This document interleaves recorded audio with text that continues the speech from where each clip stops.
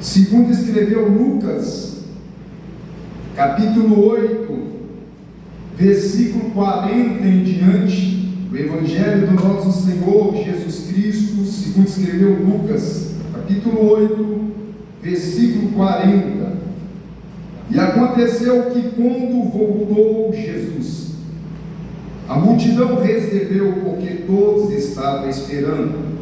E eis que chegou um varão de nome Jairo, que era príncipe da sinagoga, prostrando-se aos pés de Jesus, rogava-lhe que entrasse em sua casa, porque tinha uma filha única, quase de 12 anos, que estava à morte.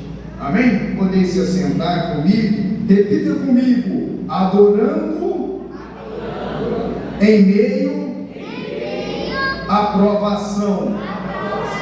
Adorando em meio à provação. Amém. É um texto bastante conhecido. A Bíblia fala que quando Jesus voltou, a multidão recebeu, porque todos estavam esperando. Alguns versículos anteriores vai falar da cura, da libertação, da transformação, do homem que era conhecido como gadareno, que era de Gadara. A Bíblia vai dizer que logo após que Jesus ele cura, liberta esse homem, a Bíblia vai dizer que esse homem agora pede Jesus para estar com ele.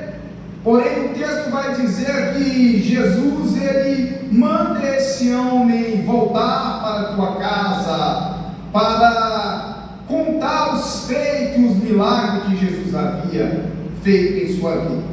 A Bíblia vai dizer que esse homem foi apregoando a palavra, testificando, falando por toda a circunvizinha acerca do milagre ao qual Jesus operou. O interessante é que quando Jesus ele chega, o texto vai dizer que a multidão recebeu, porque todos estavam esperando. A Bíblia vai dizer que um homem por nome de Jairo, conhecido como chefe da sinagoga, ele se prostra perante Jesus. É interessante destacar que Jairo era o dirigente da sinagoga, era quem dava, o mesmo que dava oportunidade para quem fazia a leitura da Torá, o mesmo que dava a oportunidade para quem fazesse a oração dentro da sinagoga.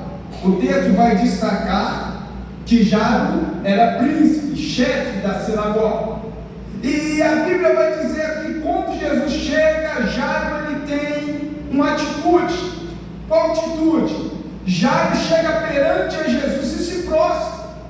E naquela cultura da época, um judeu, um príncipe da sinagoga, se prostrar perante a Jesus não era uma coisa normal. Por quê? Porque o povo não via Jesus como escolhido, como filho de Deus, como Messias, como libertador, aquele que havia de vir. Porém, a Bíblia vai dizer que Jairo ele tinha nome, tinha recurso, tinha posição. Porém, o dinheiro de Jairo não pode fazer nada pela sua filha. É importante destacar também que o judeu ele é conhecido pelo filho, pela herança, a descendência. Jairo está preocupado, pois a sua filha está doente, está enferma. E Jairo está preocupado porque se a sua filha falecer, e acontecer uma triste coincidência dele também falecer, a história, a linhagem da sua família vai ser sepultada junto. Porém, Jairo, ele chega perante a Jesus. E é importante destacar que para chegar perante a Jesus, não é pelo meu nome, não é pelo que eu faço, não é pelo que eu sou, não é pelo meu recurso, não é pelo que eu tenho. Interessante que Jairo ele teve que renunciar à sua sua posição. Jairo, ele teve que descer da sua posição para chegar perante a Jesus. E para um judeu na época, isso era difícil, porque muitas das vezes o ego, a vaidade, impede a gente de ser humilde e ir de encontro a Jesus. Quando Jairo ele chega perante a Jesus, ele se prostra e convida Jesus para ir até a sua casa.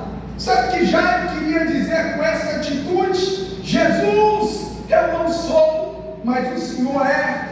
Eu não faço, mas o Senhor faz. Eu não posso, mas o Senhor pode. Então eu te convido, Jesus, para ir comigo e ir lá na minha casa, mudar o quadro da história. É importante destacar que o texto não vai dizer que Jesus falou nem sim e nem que Jesus falou não.